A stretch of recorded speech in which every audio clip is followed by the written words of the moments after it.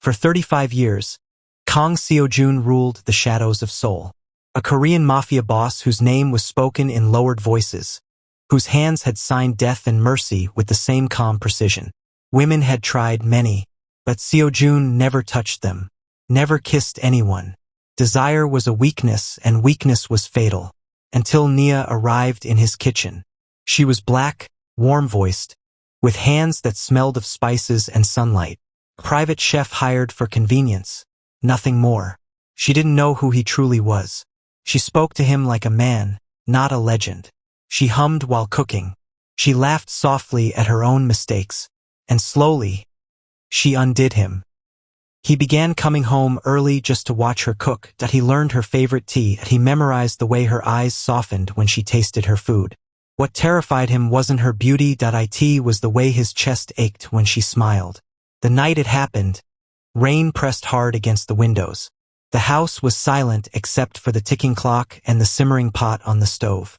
Nia turned, and suddenly Seo-jun was there. Too close. She froze when his shadow fell over her. He braced one hand against the counter, cornering her gently, not touching her, but close enough that she could feel his breath. His voice was low, unsteady. "I have never kissed anyone," he said. She swallowed. "Sir? For 35 years." He continued, eyes locked on hers, raw and honest in a way no one had ever seen. "I didn't know I wanted to, until you." Her heart thundered. Then, barely above a whisper, he said the words that changed both their lives. "I want to kiss you." Not a command, a confession. She searched his face, the feared boss, the dangerous man, and saw only vulnerability. A man asking for permission for the first time in his life. She nodded. His hand trembled as he cupped her cheek, like he was afraid she might disappear. When their lips finally met, the kiss was slow, reverent, like he was learning a sacred language. He pulled back, forehead resting against hers, breathing uneven.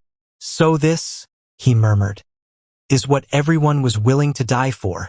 From that night on, the world feared Kang Seo-jun even more, because the man who never kissed anyone now kissed only her. He protected her with a devotion that bordered on worship. No danger came near her kitchen. No weapon crossed her path. He softened only in her presence, letting his guard fall when her hands rested on his chest. And every night, before sleep, he kissed her slowly. Not like a mafia boss, but like a man who waited 35 years to finally feel alive. No one in Seoul knew. Not his men. Not the underworld. Not even the walls of the mansion dared to whisper it. By day, Kang Seo-jun was still the feared mafia boss. Cold eyes, controlled steps, silence that commanded obedience. By night, he became a man who waited in the kitchen doorway just to watch Nia tie her apron. Their romance lived in stolen moments. A brush of fingers when she passed him tea, a quiet kiss behind the pantry door when footsteps echoed nearby. Late nights where he sat at the counter, suit jacket discarded, listening to her talk about her childhood while he memorized every word like scripture. He never touched her carelessly. Every kiss was slow, intentional, like he was afraid the world might punish him for wanting her. "You shouldn't love me," he once murmured, resting his forehead against hers in the dim kitchen light. She smiled softly. "Then stop looking at me like that." He never could.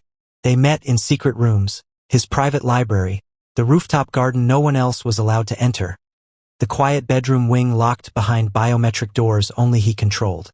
There, the mafia boss became just Seo-jun. He removed her shoes after a long day, pressed kisses to her knuckles like promises, held her as if letting go would shatter him. When danger loomed, he doubled security without explanation. When blood stained his hands from his other life, he washed them carefully before touching her, always afraid to bring darkness into her warmth. "I will never let this world touch you," he vowed one night, arms wrapped tightly around her. "And if it tries," she whispered back, "we'll face it together." Their love was forbidden, but it was pure, hidden but unbreakable. And in the silence between heartbeats, Kang Seo-jun knew the truth. He ruled the underworld, but she ruled him. Kang Seojun had built his empire brick by brick, fear by fear. Every street answered to him. Every shadow bent at his name. The underworld wasn't just his kingdom. It was his identity. Walking away was impossible. Until the night he came home bleeding. Nia was waiting in the kitchen, apron discarded, eyes wide with terror when she saw the blood soaking through his sleeve. She didn't scream. She didn't ask questions. She simply held his face in her hands and whispered, "Stay with me." That was the moment he understood. Not power. Not fear. Her. The next morning he summoned his inner circle. His men sensed it immediately, the shift, the calm finality in his posture. The way his eyes no longer carried hunger for dominance, but something softer, resolved. "I'm done," he said. Silence exploded in the room. "You don't leave this life," one of them warned. Seojun nodded. "I know." He didn't dismantle the empire in fire or chaos. He dismantled it carefully, like a man closing doors forever. Territories were handed off. Accounts were emptied and laundered into legitimate businesses. Old debts were settled. Enemies were neutralized quietly, permanently, so they would never come looking for her. He cut his name out of the underworld like removing a bullet from his own chest. Every step hurts, but every night, when he returned home and found Nia asleep on the couch waiting for him, he knew it was worth it. "You're giving up everything?" she whispered one evening, tears slipping down her cheeks as she held his hands. "For me." He kissed her knuckles slowly, reverently. "I ruled fear for 35 years, he said, "and it gave me nothing. One kiss from you gave me a life." From that day on, Kang Seojun was no longer a king of shadows. He became a man who learned to wake up peacefully, a man who cooked beside his chef instead of watching from afar, a man who laughed, softly, awkwardly, when she teased him. And when the last tie to the underworld was cut, he pulled her into his arms and murmured against her hair, "I am free. Because of you." The night Kang Seojun proposed, there were no guards, no weapons, no shadows, only moonlight. He took Nia to the rooftop garden, the one place in the mansion untouched by his former life. White flowers are blooming there now. He had planted them himself, hands unsteady, learning patience the way love taught him. She sensed something was different the moment she stepped out. "Seojun?" she whispered. He turned to her, dressed simply, no power in his clothes, only sincerity in his eyes. For the first time since she had known him, Kang Seojun knelt. The man who never bowed. The man the underworld feared. He took her hands, pressed his lips to her fingers, and his voice trembled. "I lived 35 years without knowing what tenderness was," he said. "I thought survival was enough. I was wrong." Tears filled her eyes. "You kissed me first," he continued softly. "You taught me how to be human. I dismantled my empire so I could stand in front of you as a man, not a monster." He opened the small velvet box. Inside was a simple ring, gold, warm, chosen because it reminded him of her skin in sunlight. "Marry me," he whispered. "Let me spend the rest of my life protecting your smile, not with fear, but with love." She dropped to her knees with him, laughing through tears. "Yes," she breathed. "I choose you." He kissed her then, not desperate, not afraid, but steady, certain, like forever had finally arrived. They married at dawn. No guests, no witnesses except the sky. In a quiet private chapel far from Seoul, Nia wore a simple ivory dress. Seojun wore no ring of power, only a vow written in his own hand. When he lifted her veil, his hands shook. "I vow," he said, voice thick, "to never raise my voice at you, to never bring darkness into our home, to love you the way I once feared to be loved." When she said "I do," he closed his eyes like a man receiving grace. Their kiss as husband and wife was slow, reverent, full of promise. Not a kiss stolen in secret, a kiss claimed by fate. That night, in their quiet home, he held her close and whispered, "I am yours, completely, forever." And for the first time in his life, Kang Seojun slept without fear, because love had finally become his only allegiance. Where danger turns into devotion, and love settles into everyday miracles. Marriage did not make Kang Seojun louder. It made him quieter. He woke before dawn every morning, not for meetings or threats, but to make tea the way Nia liked it. He learned the rhythm of her breathing in sleep, the small sigh she made when she turned toward him, the way her fingers searched for him even while dreaming. He never left the house without kissing her forehead, never returned without finding her first. The mansion that once echoed with silence now carried warmth, soft music in the kitchen, laughter drifting down hallways, the scent of spices and flowers mixed together. He cooked with her now, clumsy at first, sleeves rolled too high, concentration fierce as he chopped vegetables like they were fragile. When she teased him, he only smiled and leaned down to kiss her cheek. "You're too gentle," she would laugh. "I was not born this way," he replied quietly. "You taught me."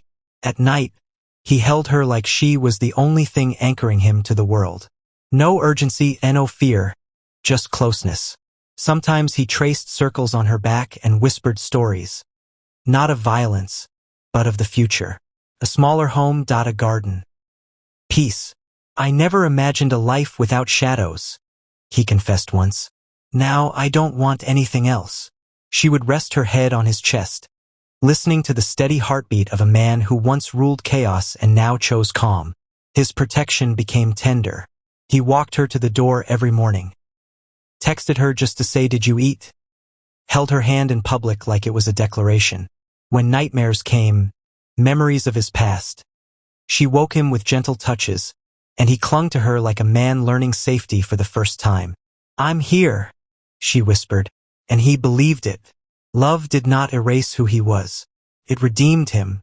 Kang Seojun, the feared man, became a devoted husband who listened, learned, and loved without reservation.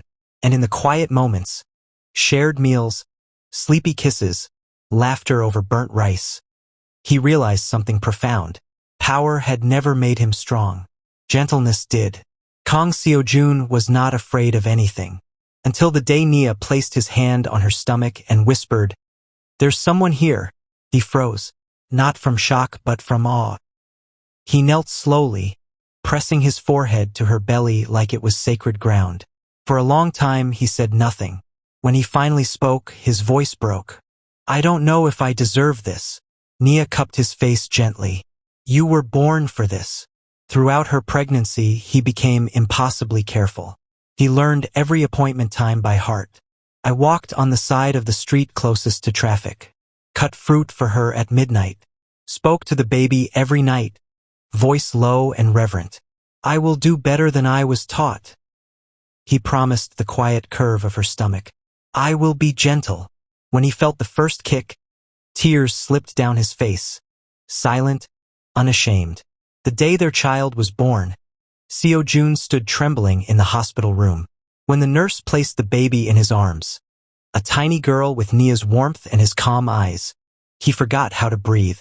She wrapped her fingers around his, and just like that, the last of the shadows let him go.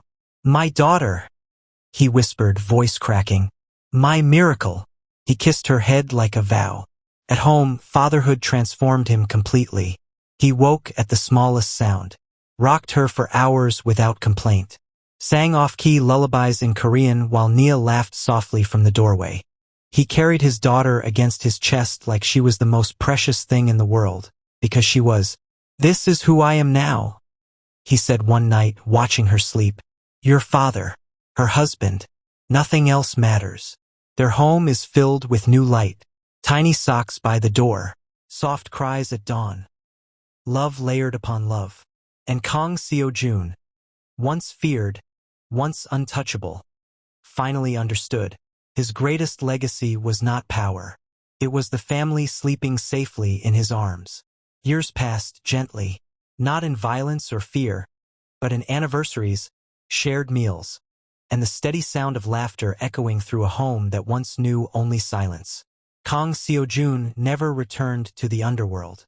His name faded there, becoming a myth, a warning, a story told in whispers. But in the life he chose, he was known simply as husband and father. He built a legacy not of dominance, but of care. A foundation that fed the hungry. Culinary schools Nia led, teaching young black chefs to believe in their brilliance. Quiet businesses that employed people without asking about their past, because Seojun believed redemption should be possible for everyone. Their daughter grew up wrapped in love, watching her father kneel to tie her shoes, watching her mother command rooms with warmth and grace. She learned early that strength could be gentle and love could be brave. Every night, Seojun still kissed Nia the same way he had after his very first kiss. Slow, intentional, grateful. "You saved me," he would murmur.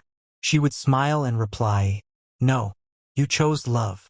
When gray touched his hair and laughter etched lines beside his eyes, Seojun sometimes stood in their garden at dusk, hand in Nia's, watching their child run free. "I ruled an empire once," he said softly. "But this is what mattered." She leaned into him, and he held her like he always had, protective, tender, unafraid. And that was their legacy. A feared man who learned how to love a woman who never demanded power, only truth. A family built not on bloodshed, but on choice. Not loud, not cruel, not forgotten. As the years unfolded, Kang Seojun became known for something far more powerful than his past. Peace. People who once trembled at his name now spoke of him with quiet respect. The man who disappeared from violence and reappeared as a protector of second chances. He and Nia expanded their world slowly. A countryside home where mornings smelled of rain and bread. A community kitchen that fed anyone who came without questions. A scholarship fund named after their daughter, supporting children who carried both talent and hardship in their hearts. Seojun insisted on anonymity. "Let the good be louder than the name," he said. Their marriage deepened into something unshakable. They still danced in the kitchen, still whispered jokes in bed, still held hands like teenagers walking through the city at night. When disagreements came, he never raised his voice. He listened because loving her had taught him humility. And every year, on the anniversary of his first kiss, he recreated the moment in small ways. Flowers in the kitchen, rain sounds playing softly, a kiss just as slow. "I waited half a lifetime for this," he always said. "I will never rush it." Their daughter grew into a confident young woman. Strong, compassionate, unafraid. She knew her father's past not as a burden, but as proof that people can change. He taught her how to stand tall, how to choose kindness without weakness, how love could rewrite destiny. "You are our future," he told her. "Make it brighter than we ever imagined." In their later years, Seojun's hair turned silver, but his devotion never faded. Every night, he still wrapped his arm around Nia and whispered the same words he spoke on the night he dismantled his empire. "I choose you." And in the quiet strength of that choice, their legacy continued. Not in headlines or fear, but in lives touched, hearts healed, and love that never stopped growing. Thank you for watching. If you enjoyed the story, please leave a comment. Also like, share, and subscribe to my channel and click on the notification icon so that you will get notified whenever a new story is uploaded.